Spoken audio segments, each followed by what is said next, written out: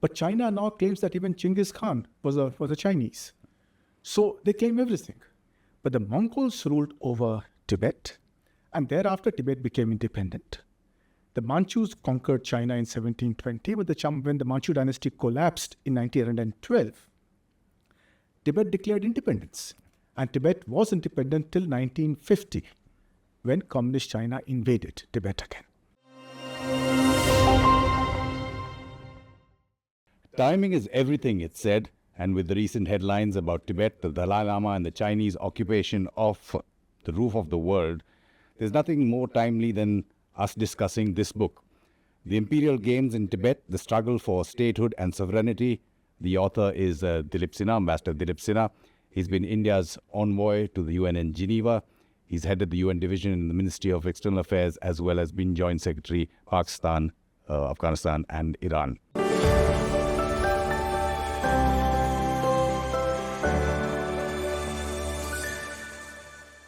Ambassador Sinha, first of all, thank you so much for giving us time. And second of all, let me just put the book up there so it can be seen in one of our frames. And second of all, congratulations on the release of the book. I believe it is available both online and in bookstores, but there will be an official launch, I think, later in July. Yes, that's correct. The book is available on Amazon. It's available in bookshops. But the formal launch will take place in a couple of weeks. The book itself found extremely interesting and readable, Ambassador. One of the narratives that the CCP's narratives that you particularly demolish is what laymen or people who are not really researched into China and Tibet is that Tibet has not been part of China since ancient times. Correct? That's true. This particular claim that China makes today, or Communist China makes today, is a very recent rewriting of history by China. Till as recently as the early part of the 20th century, China did not claim that Tibet was in fact a part of China, because in the Manchu Qing dynasty, Tibet was not one of the 18 provinces. It was part of the Chinese empire, ruled directly by the Manchus, not through as part of the administrative structure of China. So, and before the Manchus conquered Tibet in 1720. Now that's just about 37 years before the Battle of Plassey, which was around the time Britain conquered India. China conquered Tibet. And before that, China had never ruled over Tibet. The first foreign power to conquer Tibet were the Mongols. But China now claims that even Genghis Khan was a Chinese. So they claim everything. But the Mongols ruled over Tibet, and thereafter Tibet became independent. The Manchus conquered China in 1720, but when the Manchu dynasty collapsed in 1912, Tibet declared independence. And Tibet was independent till 1950, when Communist China invaded Tibet again.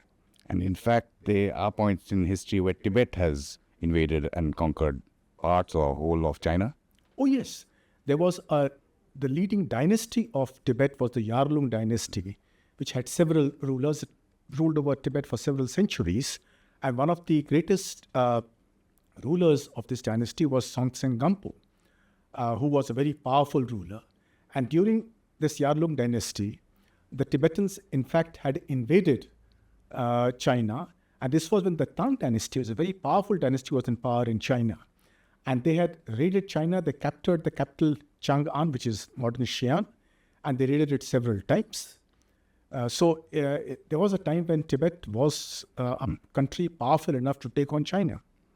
From history, we come to more contemporary developments, and that's why I'm saying it's very timely, this book. I'm sure it was a coincidence. You couldn't have predicted what is happening with so many headlines concerning Tibet. The recent visit of bipartisan US lawmakers, Dharamshala, meeting the Dalai Lama, and then post that, even coming to Delhi, meeting the Prime Minister, the External Affairs Minister, the National Security Advisor.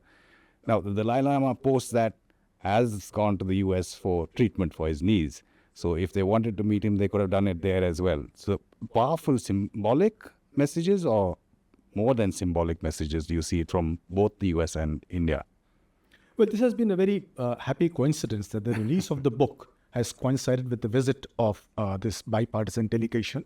is very important that this delegation has chosen to come to Dharamshala, as you mentioned, days before the Dalai Lama himself was to go to the US. So this was clearly a message to be sent to China, not to meddle in Tibet. And then there's this new act, the Resolve Tibet Act, that is currently being passed by the US Congress, and it's waiting the president's signature. But equally important is the fact that after this delegation met the Dalai Lama, when it came back to Delhi, it also called on the Prime Minister and the External Affairs Minister. That's extremely important that the government of India did not shy of meeting this delegation. So both these are messages. India's message is a little more circumspect, as India has always been in its Tibet policy. But the US message is very, very direct. You were talking about the act that has been passed again by both houses in the US. There have been two acts we were talking earlier, before in the US as well. There's speculation, I don't know whether it's informed or not, that possibly President Biden will sign it and meet the Dalai Lama on his birthday in early July. The act itself, why do you feel that it is so important? Oh, the act is extremely important. The earlier acts that the US Congress had passed in 2002 and 2020, those were relatively mild. They talked about Tibet's right to its water resources, its environment. It talked about assistance to Tibetan refugees. And then it went slightly stronger and said that China should not interfere in the selection of the Dalai Lama, and anybody who does will face US sanctions. So that was there earlier. But in this present act, they have gone even further, and they have said that the status of Tibet is still disputed, and it will be settled according to the right of self-determination of the people of Tibet and in accordance with international law. Now, this goes really to the point where it says that the Tibet's status has to be determined. So the question about Tibet's international status that many people ask, since no government recognizes the Tibetan government in exile, which is in Dharamshala, but this particular act of the US will reopen this question that the world thought was a closed chapter. A closed chapter, but there are those skeptics or realists, however you want to put it, who look at India-US relations and the current geopolitics, say, with the US and China and the great power competition there, who critique, if not criticize, India's position as saying we shouldn't let the US fire off our shoulder when it's a fight between them. Well, that is precisely what the theme of my book is, Imperial Games in Tibet. Now, Tibet is a small country, and traditionally it has been a very reclusive country, especially after Buddhism came there. The monks who ruled Tibet wanted to be left alone. But the imperial powers did not leave it alone, whether it was Russia or China or Britain. Britain is now gone. Russia is no longer the powerful empire that it was, but it still is an important player. China, in fact, has become much more powerful than it ever was. The US was always a little distant from Tibet, and it was never clear about its policy. India's policy was also part of this game playing, where India felt that relations with China were far more important than worrying about these small group of people called Tibetans living in Tibet. So India always placed that higher. So did the US. So, for example, after the Second World War, the US did try to help the Tibetans when China invaded Tibet, but India dissuaded it, and India didn't cooperate. For a little while, they used Pakistani territory in East Pakistan to help the Khampa rebels. That didn't go too well. And eventually, China was able to crush the rebellion. And thereafter, as you know, there was a Sino-Soviet split. And American politics then switched over to geopolitics, where China was more important than anything else. So China became a close friend and, you can say, almost ally of the US. And again, the US had forgotten Tibet. Now, recently, there has been a downturn in US-China relations. So the US wants to reopen the Tibet position. So these are all part of the imperial games that countries play. But it's so much the better that for the people of Tibet, the fact that countries like the US are now prepared to stand up for it should be welcomed by them. And I hope that India also now starts revising its policy, relooking at it, and trying to understand that Tibet is an important neighbor of ours. And Tibet's interests too often coincide with our interests. Just dive a little bit deeper into what you were mentioning, say, after China invaded Tibet and Tibet asked for international help, even went to the UN. Your book deals a lot with that and how India dissuaded, say, you were mentioning the US there. When you looked in this book on India's position post-independence, say, you point out, both because of not having the military muscle or the political will post the British leaving, couldn't pursue the same kind of policies that, say, the British were, say, for example, trading rights that we had with Tibet. If you want to touch about that in history, and then I'll come to more contemporary Indian foreign policy. Well, historically, the position was that by the time Russia and Britain became major players in Central Asia, the Chinese Qing Empire, the Manchu dynasty that I mentioned, that dynasty was in decline in the middle of the 19th century. But both Britain and Russia were scared that if China collapsed, then the other country would get the bulk of this, the lion's share of the country. And neither was very confident of taking over all of China. China took full advantage of this to take their help to be able to crush there's a big rebellion inside China called the Tibetan Rebellion, and they were able to crush that. And Britain and Russia decided that it was better to keep the Chinese empire intact. And in 1907, they had an agreement on how to divide Central Asia between them. And in this agreement, they decided that Tibet should remain a part of the Chinese empire. But by this time, the Chinese empire was about to collapse. Just about 5 years later, the Qing dynasty collapsed. But Britain remained and stood by its agreement with Russia not to recognize that Tibet was an independent country. However, they realized that they had to deal with Tibet. And since there was no Chinese control over Tibet, they dealt with Tibet directly, but they always maintained that fiction of Chinese suzerainty over Tibet. So they opened trade marts in Tibet. They did not open a mission in Lhasa because that was prohibited by the 1907 agreement. And it was only in 1936 that they finally opened a mission in Lhasa. But thereafter, when the British left India, they lost interest completely in this. And Russia supported China. It was the Soviet Union at that time. Remember, after Mao came to power in 1949, he went and spent 2 months in Moscow, where he got a treaty of friendship with the Soviet Union. And he also got Soviet support. And the first thing he did was to invade Tibet and take it over. Britain at that time had lost interest, and Britain stood by its agreement that China still had suzerainty over Tibet. India at that time had just become independent. We were busy with our partition, the war in Kashmir, our domestic issues. And also there was this threat of a war in the Eastern Front on Taiwan. And there was a threat of probably a world war. So Prime Minister Nehru felt that it was important to ensure that China did not go into a third world war.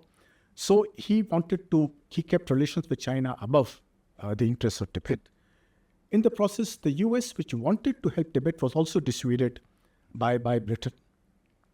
And when the Dalai Lama, when the Tibetan government appealed to Britain, USA, India, and the UN for help, nobody came to its aid.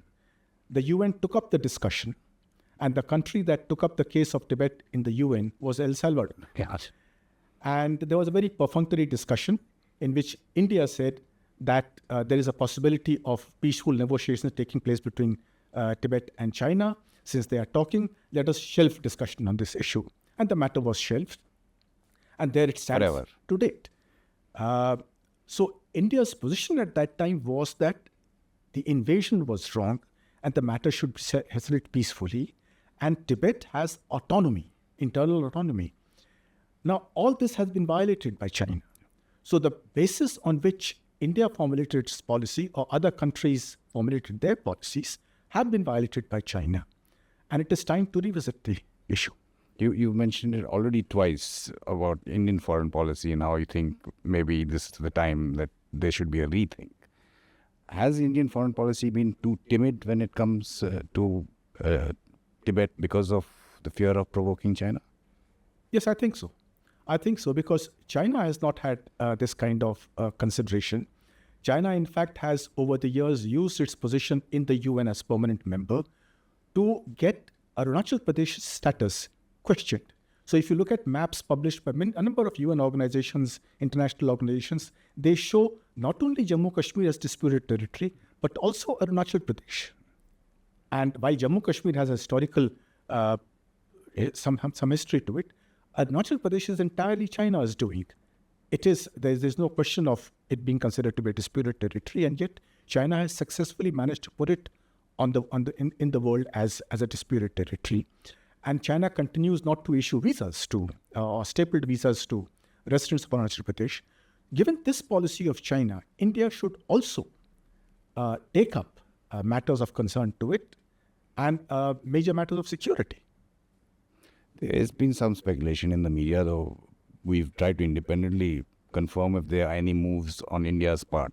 Since you brought up Arunachal, the Chinese have been constantly renaming places, rivers, mountains, ranges in Arunachal Pradesh and in Tibet. And I think about 10 days back, there was a report about how they're doing it in Xinjiang also with the Uyghurs. This speculative report in the media was suggesting that India should also do the same in Tibet. Though, of course, it's not confirmed whether we are moving in that direction. Is that something that would move things forward? Or is even if it happens, is it just symbolic again? Well, fortunately for India, we don't really need to do anything except reaffirm Tibet's original names. Now, the people of Tibet have names for their towns. We respect those names. There's no question of our changing those names, except perhaps for mountains like Mansarovar, lakes like Mansarovar or Kailash Parvat, which have traditionally had Indian names historically, but Tibetans also have their own name. But otherwise, places like Lhasa and Gyantse, Shigatse, etc., they have Tibetan names, and those names should be respected by everybody. But China obviously does not believe in this. China has in fact renamed Tibet itself. It calls it Xizang, which is unknown to, the Tibetans don't call this Xizang. Nobody else calls it Xizang, but Chinese have changed their name. They call Arunachal Pradesh Zangnan. And even Xinjiang is a Chinese name for a province that has its own name, its own people. So India doesn't fortunately face this dilemma of not being able to recognize or appreciate or understand the sentiments of the local people who live there. But China wants to rewrite history all the time. It continues to do so. And then it will maintain that the name Tibet is a fiction and Xizang is the real name. And like you're saying, the narratives that are being sought to be built by the Chinese, they have to be countered. So not just in Tibet, we have to constantly reaffirm, though that's on the ground, it's already reaffirmed in terms of Arunachal Pradesh. But another myth that you kind of disprove in your book is the Chinese narrative of, when they talk about the century of neglect and humiliation from the Opium Wars till the Communist Party took over, those 100 years. They've set out a timetable for the next 100 years, how they retain or regain their position in the world.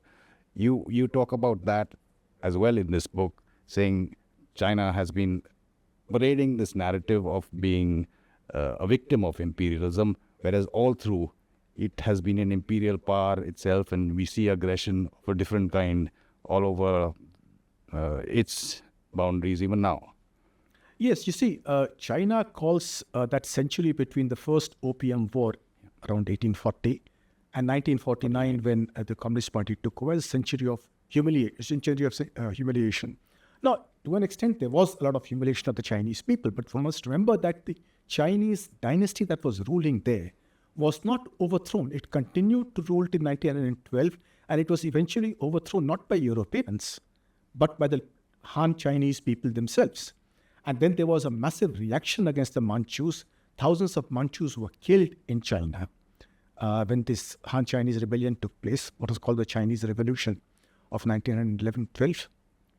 So China was able to very successfully play various European powers against each other and continue to survive.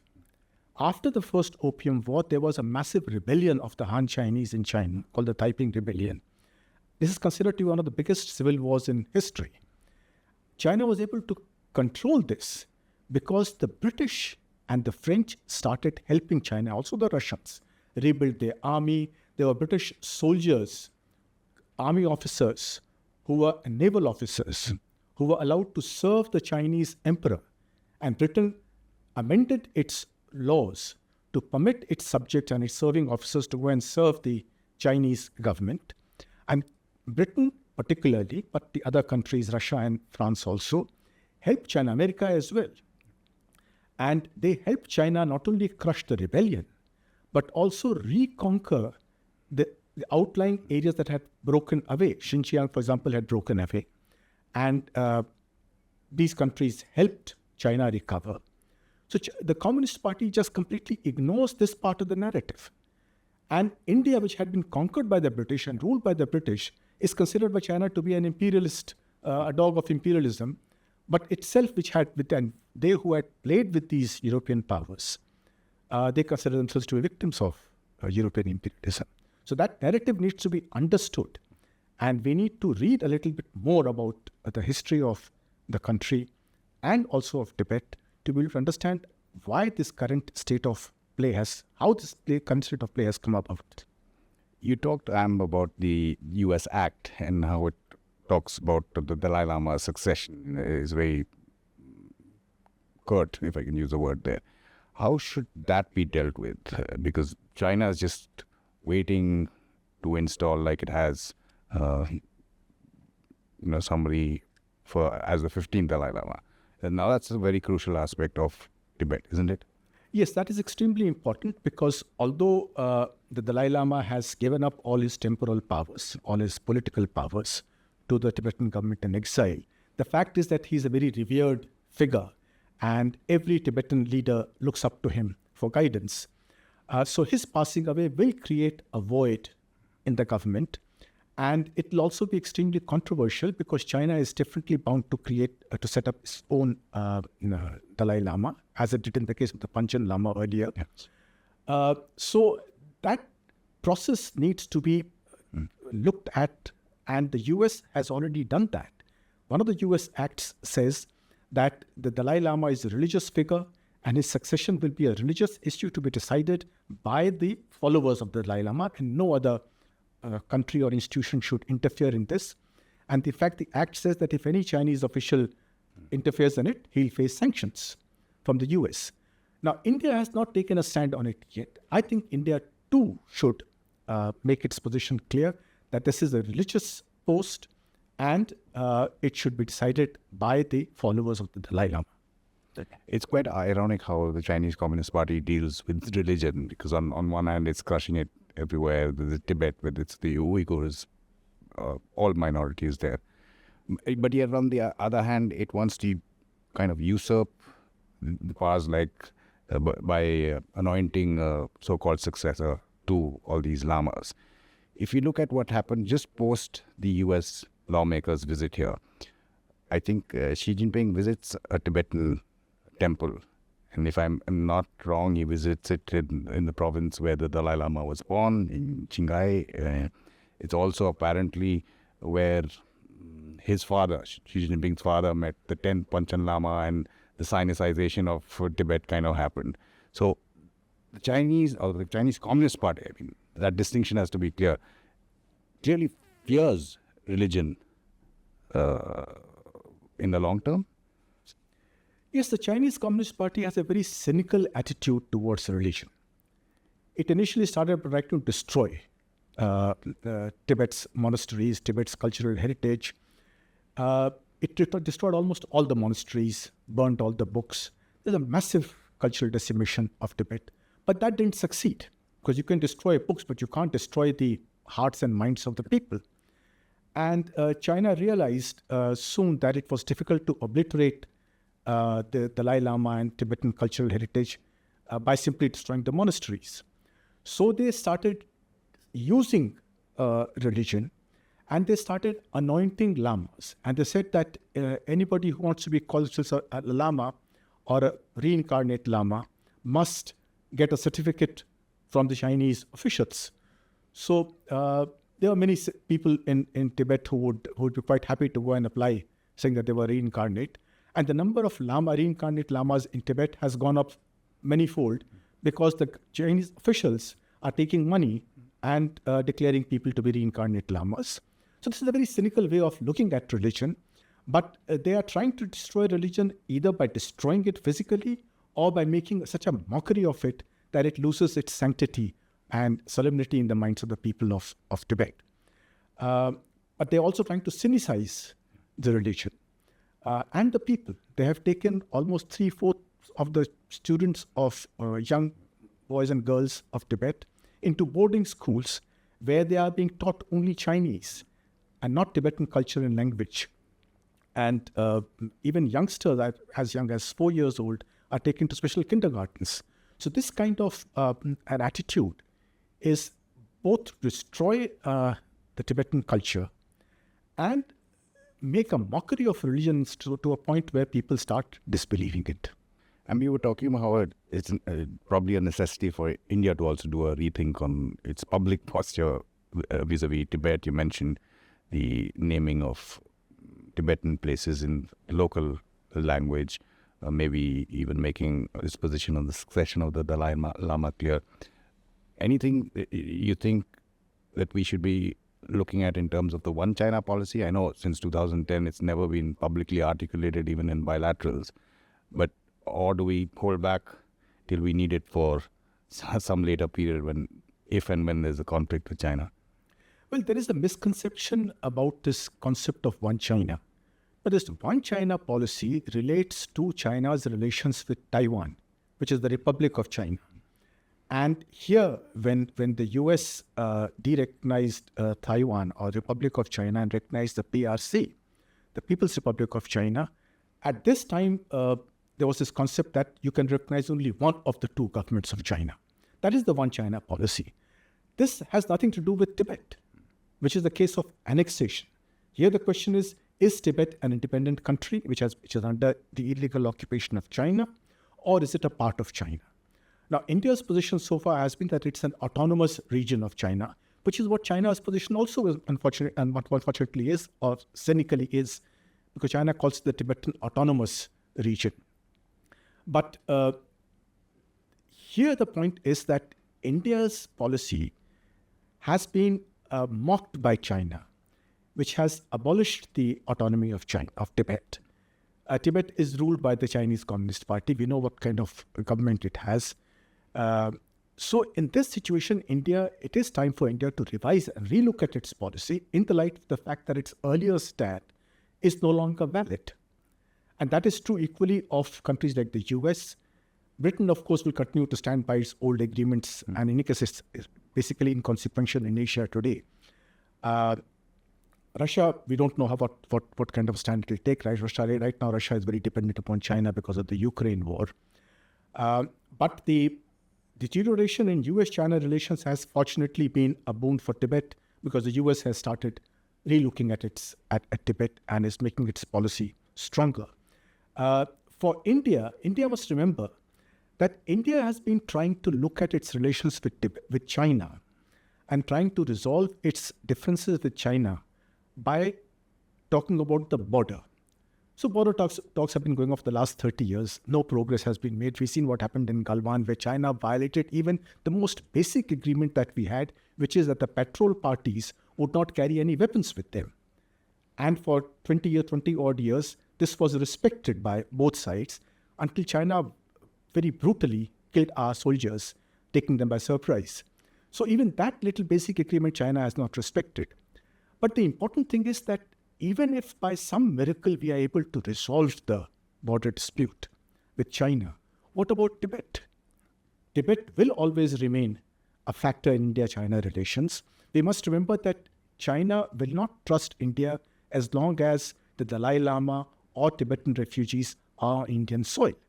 We have seen how China reacted to the visit of this delegation, of the US delegation, to the Dalai Lama. The Dalai Lama calls this whole setup the Dalai Lama clique. And in China is always suspicious of India.